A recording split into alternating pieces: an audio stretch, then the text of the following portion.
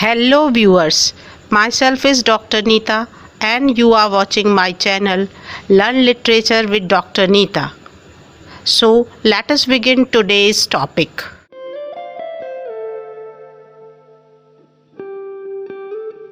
Hello dear students, today we would discuss about post-structuralism part 2 and in this video we would concentrate on the ideas and views of the French philosopher Michel Foucault. Michel Foucault was initially a structuralist, but later on he moved towards post-structuralism, rejecting certain tenets of structuralism. He was born in 1926 in France and his reputation is like a French historian, philosopher and a literary critic. He remained associated with structuralism, as I told you, and post-structuralist movement, but rejected these labels to be imposed on him. His father was a surgeon and he wished that Michel should also follow his footsteps, but Michel did not like to be a surgeon.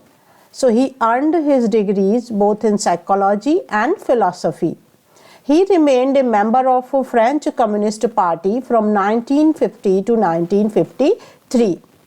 And apart from that, he taught psychology at the University of Lille from 1953 to 1954. He died as an AIDS-related illness on June 16, 1984. But the ideas that were given by Michel Foucault affected the whole of the literary theory. So, in the video, we would discuss certain aspects of his theory and the technical terms that are given by Michel Foucault. He is a transdisciplinary scholar. A transdisciplinary scholar means that the ideas or the thoughts or the analysis, critical analysis of the things that he has done has affected not only the field of literature but also medicine, education and psychiatry.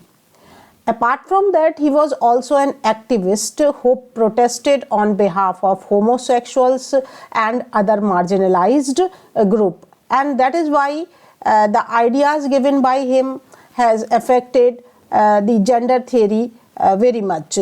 He was influenced by structuralist linguistic analysis of Ferdinand de Saussure and Roland Barthes. He mainly gave the following concepts like discourse, power-knowledge relationship, concept of an author, episteme and panopticon. These are some works, famous works of Michel Foucault. Madness and Civilization, a history of insanity in the age of reason, because he was a man related to psychology. That is why he is also talking about such things like insanity. And as I told you that his father was a physician, so this book, The Birth of the Clinic, an archaeology of medical perception, is there. The Order of Things, an archaeology of human sciences. It is a book which affects much of the social sciences and human sciences in the realm of knowledge. Another is the Archaeology of Knowledge that was published in 1969. Discipline and Punish. This is the book that is related to the field of law, the birth of the prison. Another is the History of Sexuality, and it was published in 3 volumes, and the ideas that are there in this book are against the traditional norms. His famous lecture on literary theory, What is an Author, in 1969 at the Collège de France in Paris. The lecture was later published as an essay, and it is also a significant essay by Michel Foucault. So now, his concept of power-knowledge relationship. It is generally thought that knowledge is free Obviously, we think that knowledge is free and we can gain as much knowledge as we wish, and it is beyond anybody's control. So there is a lot of knowledge in the world, and we usually believe that it is free and it cannot be controlled by the efforts of any particular person. But in reality, it is controlled by the one that reigns over the country. This idea has been given by Foucault, that knowledge is not free, rather it could be controlled, or it is controlled by the persons who are in power in a country. Either they are powerful as the political figures, or they are powerful as kings, but they are the people who are controlling knowledge in their country or in their nation or in their institute.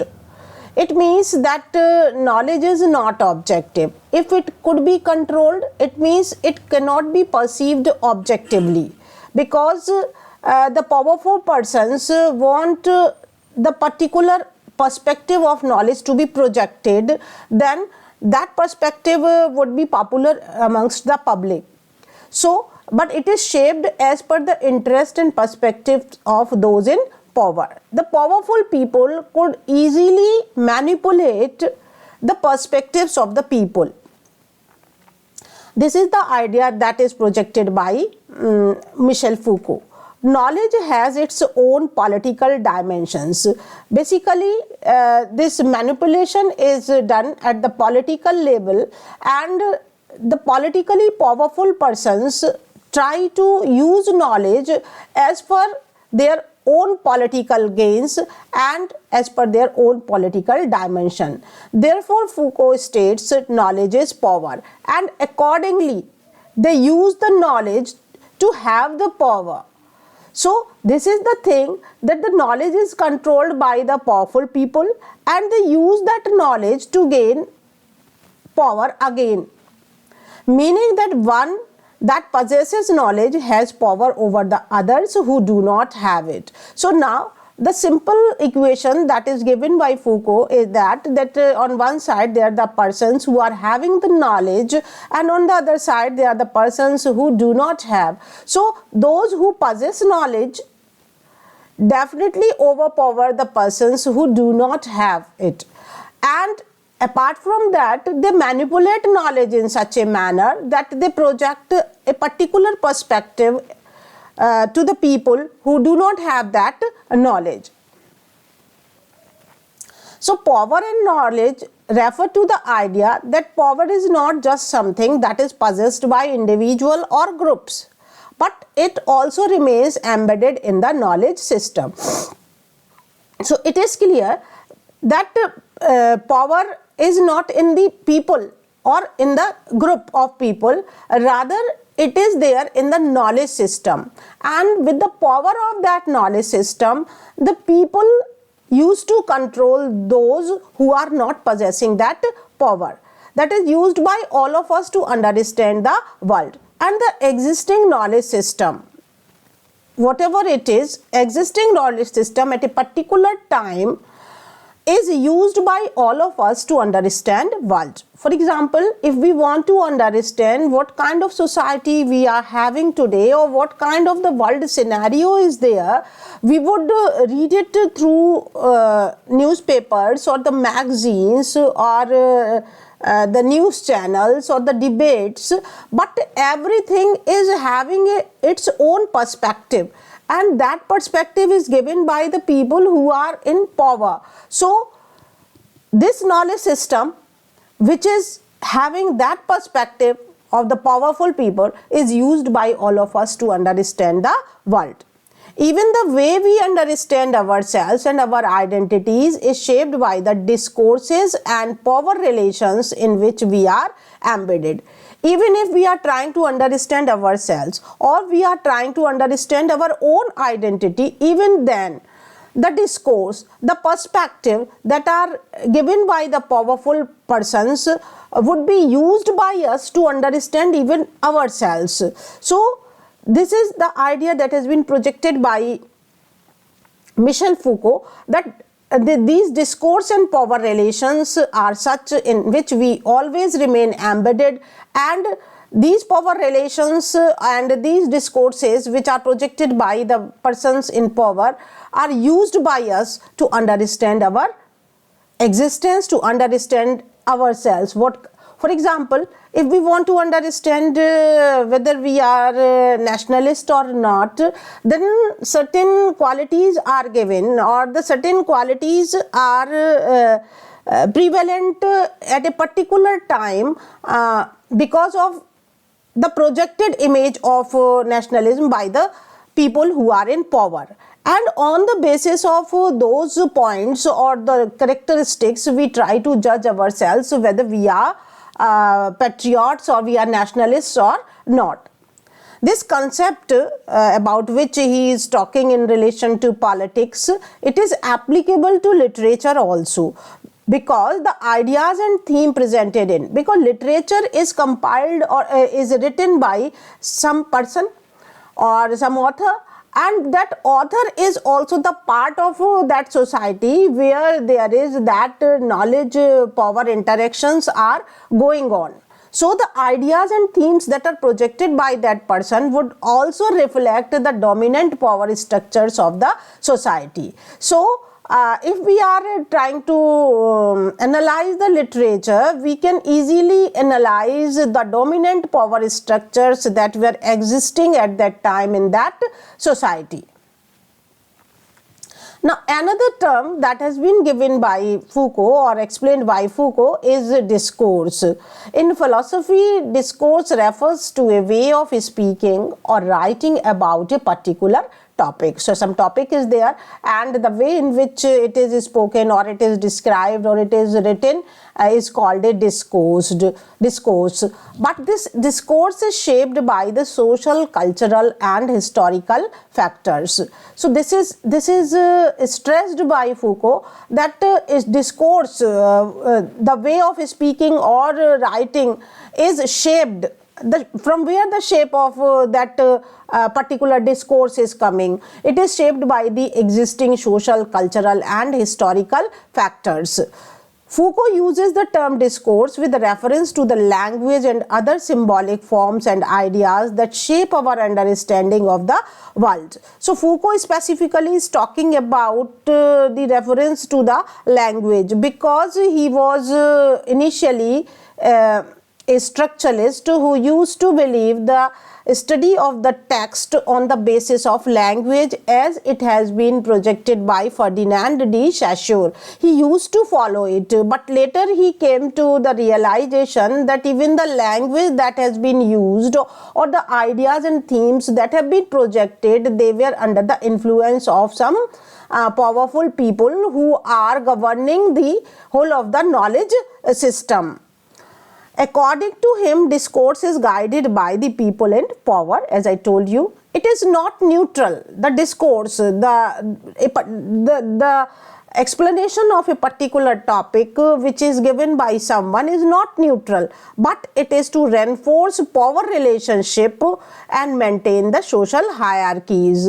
So, the powerful person, what kind of knowledge system they are giving there, or they are reinforcing power relationship in what manner. So these things do not keep the discourse neutral.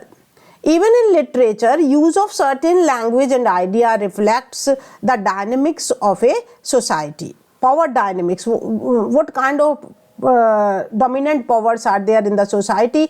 The use of the language and the use of the ideas would definitely reflect that thing. It means discourse is not neutral. He argues that every truth is the construction of the discourse that changes from time to time. So now he is giving another significant idea, that he says that truth is not a static thing, because at a particular time the knowledge power relationship has established something as right, as truthful, but at other time under the influence of the different cultural and social factors, and at other time due to the demand of that powerful person or that powerful group of people or that knowledge system, existing knowledge system of that time, that truth may change, and obviously it changes. So he says that every truth is under the process of construction. It means construction of the discourse that changes from time to time. So it is not right to understand truth from the view of essentialism. And now here in this line, what is essentialism? Essentialism is that tenet which believe that the truth is always a truth. It would not change. But according to Michel Foucault, truth is under the construction of discourse. And it changes from time to time. So what thing has been told right in today's scenario, it is not essential that the thing would remain right in the coming 10 years.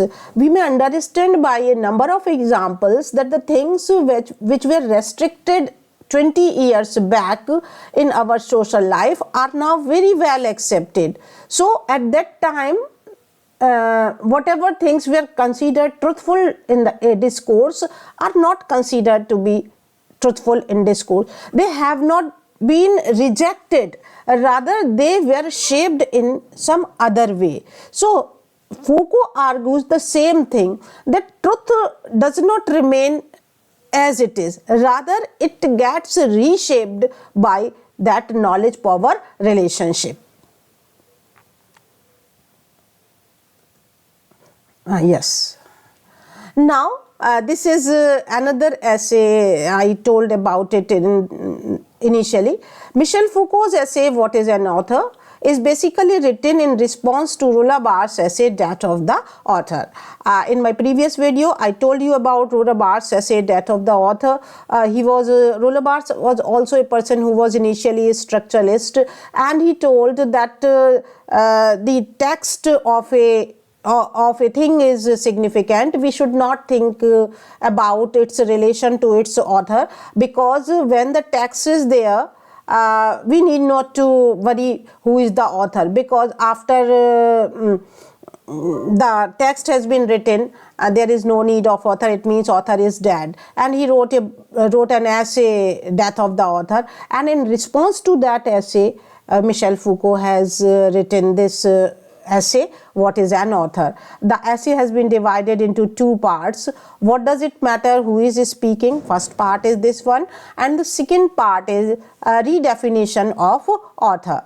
Barthes argued that author should be removed from interpretation of a text, and the focus should be on the reader and the text itself. As I told you in the essay Death of the Author, Roland Barthes argues that author should be removed from the interpretation of the text. If we are going to interpret some text, there is no need to think about author and its relation to the text. Rather, the focus should be on the reader and the text. But Foucault does not accept it completely. Foucault suggests that the author is not a single individual genius who creates a work of art through his own talents. Rather, he is a socially constructed concept that is shaped by historical and cultural conditions. Now, who is an author? He says that author is not an individual who is having some creative power that he can create something new. Rather, the perception that the author is making has been shaped by the historical and social and cultural conditions of that time. So, whatever author is thinking is not his original thinking. Rather, the thinking has been guided and thinking has been shaped and reshaped by the historical and cultural and the social conditions of that time. So I have tried to put in that way that, for example, he is an author and he is the reader, and he is affected by so many things. His perceptions are affected by so many things. He is socially constructed concept. He is having such a concept which has been socially constructed, and it is shaped by the different historical and social condition. So we cannot say that that this author is producing a text is the original text of the author, because the originality is not there. Rather, whatever he is saying is guided by so many perceptions, so many historical, cultural and social conditions. So if we are trying to understand the text produced by him, then we have to understand those social, historical and cultural conditions which gave the shape to him. Though we are not interested in the biographical details of the author, but we are interested, or we should be interested, according to Foucault, in those social, cultural and historical conditions of that author. Function of the author is merely to control and limit the meaning of the text. He says that author is not doing something very original and creative. Rather, he is merely controlling and limiting the meaning of text. If a work is attributed to a single author, it could be interpreted in a certain way with a particular set of values and meaning to it. If we say that it is the work of the single author and the original work, then it could be interpreted in a certain particular way with a set of values and meaning to it. Foucault is of the opinion that the focus should be on the ways in which the texts are produced, circulated and consumed within the broader social cultural context, rather than on the individual author. So now, as I previously told you, that Foucault is a structuralist because he is not interested in the individual author. As structuralists do not give much weight to the author, they are interested in text. Oh, right, like an structuralist, he is also believing that individual author is not very significant. But like a post-structuralist, he is saying that the broader social and cultural context are significant. So the interpretation of the text should be on the things that how the text was produced. It means what were those social, historical and cultural factors that affected the text, and how it was circulated and how it was consumed by the reader. Now, another significant term that is given by Foucault is episteme. Episteme basically is a way of thinking. The concept of episteme was introduced by Michel Foucault in his book Order of Things and Archaeology of Human Sciences. The episteme stands for a system of knowledge.